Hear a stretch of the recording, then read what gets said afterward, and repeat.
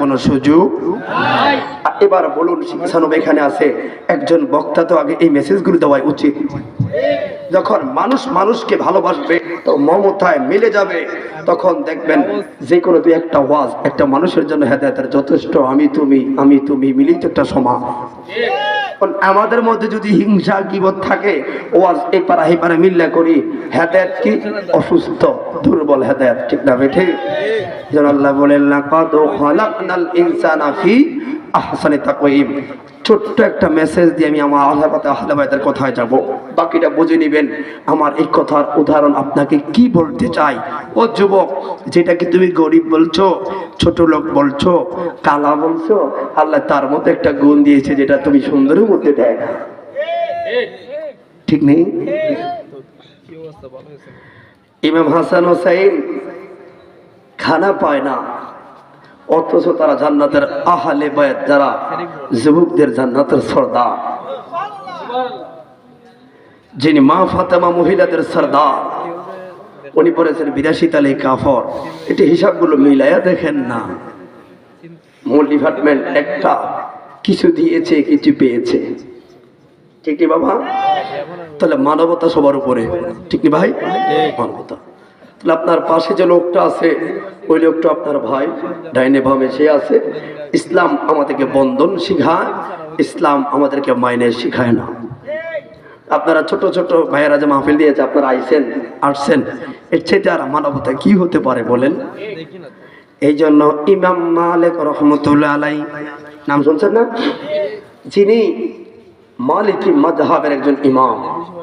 খেয়াল করবেন, আমার প্রত্যেকটা কথা পাহাড় পরিমাণ দলিল থাকবো, ছোট্ট নজর থেকে দলিল দিব না যে আপনারা প্রধান বক্তা আনছেন রেফারেন্স ভিত্তিক ছাড়া কথা বলছে, অন্তত সবাই পারলো, আমি পারবো না। কারণ আমার পজিশন মোতাবেক আমাকে কোরআন হাদিস ভিত্তিক কথা বলতে হবে, আর নয় আপনার কাছে নাও আমি রাসূলুল্লাহর কদমে ঠেকা থাকবো, ঠিক না ঠিক? ইমাম মালিককে, যিনি মুয়াত্তা মালিকের লেখক, ইমাম মালিককে জীবনে কোনোদিন মদিনার জমিনে জুতা পাও দিয়ে চলে না। ইমাম মালিককে গো, যিনি জয়গান দিয়ে ছাত্রদের সামনে বলল,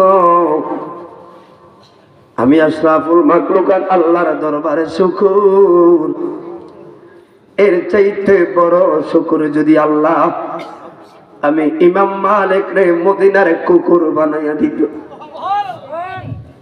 ছাত্ররা বলতো, মালিক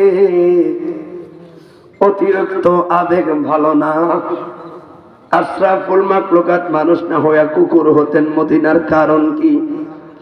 ইমাম মালিক কয়, তোমরা শোনো না, মদিনার কুকুর যদি হইতাম মালিকে মদিনার অলিগলি দিয়ে হাঁটতাম, দেশ বিদেশ থেকে লোকেরা যাইতো, আমার দেখা কইতো, হারে মদিনার কুকুর যায় রে,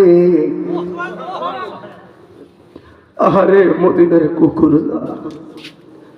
কুকুর হইতো লাভ মানুষের মনে আমি একবার মদিনার আশেপাশের লোক পরিচয় দিতে পারতাম। তাহলে মানবতাটা কোথায়? ইমাম মালিককে যে উদাহরণটা দিলাম, যাতে উদাহরণের পজিশনটা একটু বড় হয়। আল্লাহু আকবার। তাহলে আগে মানবতা, এই মানবতার ক্ষেত্রে ইমাম মালিকের বাবা, ওই সময়ের জগতে বিখ্যাত আলেম বাবা, একটা মিনিট মনোযোগ নষ্ট করবেন না, শর্ট টাইমে কথা বলবো। ইমাম মালিকের বাবা ছিলেন জগৎ আলেম। এই জগৎ আলেম থাকার পর বিয়ে করাইলো ওনার বাবাই, তার মানে ইমাম মালিকের দাদা ওনাকে বিয়ে করাইলো। বাসর করে যাওয়ার আগে গো, অনেকে কইতাছে হয়তো কি আমাকে আহলে বাইতের ওয়াজ করতেন না, করবো। আগে মানুষ বানাইলো, হোসেন এখন কেউ চিনে না, ফাতেমার এখন কেউ চিনতে পারি না, সিল্লি লোক এমনি থাকে না। কথা বলেন, আহলে বাইতের বহুত ওয়াজ করছি, কাম তো হয় না।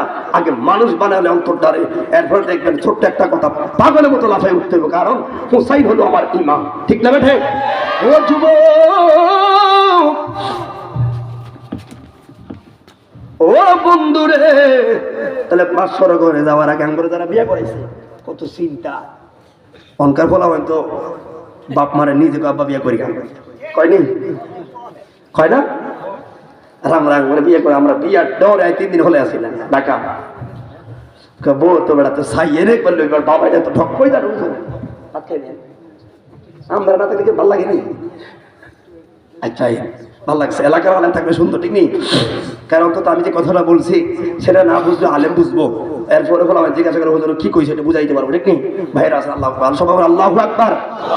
কেন বললাম বাবা? ইমাম মালিকের বাবার উদ্দেশ্য ছিল কি, আমি যত বিখ্যাত আলেমরা রেকর্ড করে রাখেন, তাহলে আমার বুড়া কিন্তু আশা করি সুন্দর হবে, সুন্দর হইলে চলবে।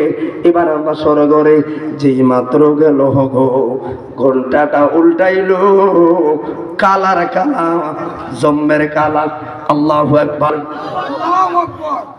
আশা করছিল হবে সুন্দর, কিন্তু হইলে এখন কি কালো।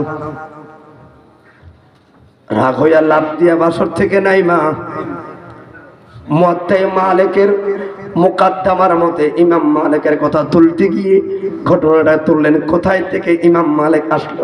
আল্লাহু আকবার। বন্ধুরে, এবার ইমাম মালিকের বাবা এই আলেম বলে থাকতাম না, কি করলো আমার বাবা এটা কাম? এত সমাজের বড় আলেম গো, আমার একটা সুন্দর বউ যদি না হয়, লোক সমাজে তো মুখ দেখানো যায় না।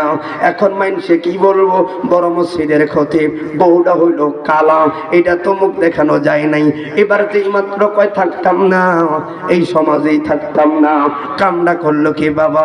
ওই কালো মহিলাটা ডাক দিলেন, স্বামী রে, ও স্বামী গো, কই জানবো কথা কইস না, এত কালা তো আমি আশা করি নাই।